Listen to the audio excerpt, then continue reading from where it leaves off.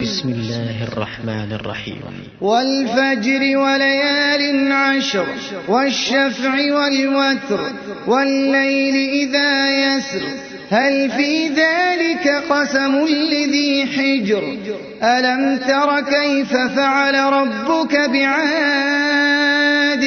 إرم ذات العماد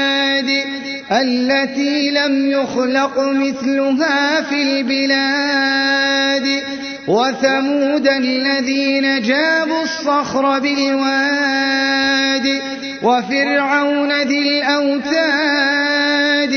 الذين طغوا في البلاد فأكثروا فيها الفساد فصب عليهم ربك سوط عذاب إن ربك لبالمرصاد فأما الإنسان إذا ما ابتلاه ربه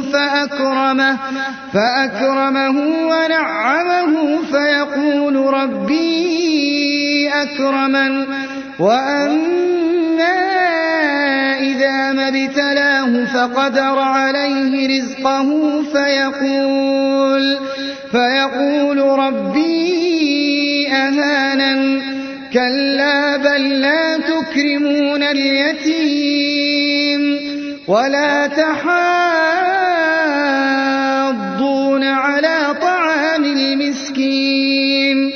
وتأكلون التراث أكلا لما وتحبون المال حبا جما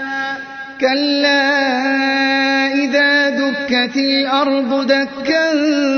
دكا وجاء ربك والملك صفا صفا وجيء يومئذ بجهنم يومئذ يتذكر الإنسان وأنى له الذكرى يقول يا ليتني قدمت لحياتي فيومئذ لا يعذب عذابه أحد ولا يوثق وثاقه أحد يا أيتها النفس المطمئنة ارجعي إلى ربك راضية مرضية فادخلي في عبادي وادخلي جنتي